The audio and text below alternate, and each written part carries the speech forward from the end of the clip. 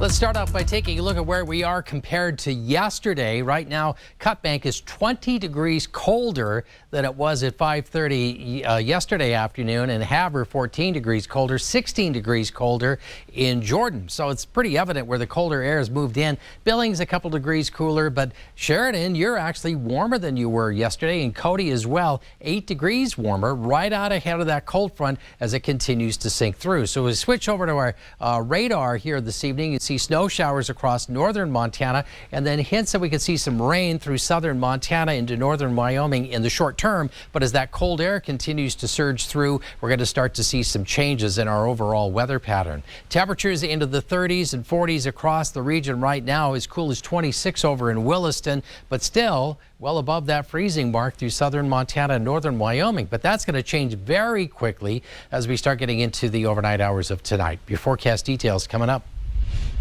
Some good news for those of you looking to hit the ski slopes. It's official. Red Lodge Mountain will open for the season this Friday. Turnpike, Easy Street, Autobahn, and Show Off Alley should all be open and ready for use. Those are accessible from the Triple Chair, Willow Creek Chair, and the Magic Carpet. However, due to warmer temperatures recently and snow conditions, the Stash Express and Miami Beach will be a day-to-day decision. Those lifts run from 9 in the morning until 4 in the afternoon. Lift tickets and season passes are now available for purchase at redlodgemountain.com. Meanwhile, Bridger Bowl is hoping to open on December 8th, and Showdown will now open Saturday at the earliest. An annual Christmas tradition will soon kick off again. Toys for Tots has hosted a toy distribution center around the holidays for years here in Billings, and this year will be no different. However, all of those details have usually been set in stone by now, but that's not the case right now. Our Charlie Kleps looks into the reasons why and explains why there is no need to worry. Everyone has seen these bins. Toys for Tots is one of the most popular holiday programs around. But this year, the people who signed up were worried they hadn't heard where to pick up their gifts yet.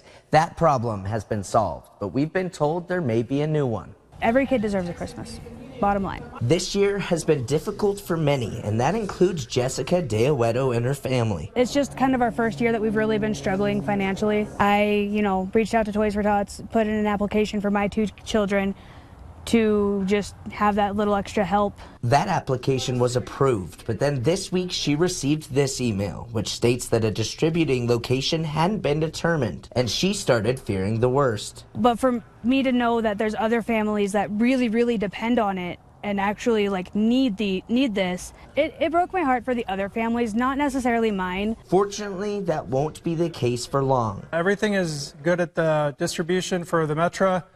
We were just trying to work on the logistics side of the house. Toys for Tots rep David Dennis says there was just delays due to scheduling issues and that Metro Park will be hosting the event once again. But there is another problem. We have over 200 boxes out in the community, so some people might think we're doing good based off that, but we're still short a lot of toys, and a lot of those boxes just aren't getting filled up. Dennis says they've seen a shortage in toy donations for 10-year-olds and above, an age group that typically is forgotten this time of year. Cologne, purses, jewelry, any sort of things that a teenager would like, we will take, obviously. Those types of donations can be crucial, but Dennis still has faith. Friday's downtown holiday parade usually generates a big influx of donations. What they do for the kids is absolutely amazing, and the community definitely appreciates them. Help that's always appreciated. I'm really excited because, Mom's pretty good at picking out toys, huh? Yeah, and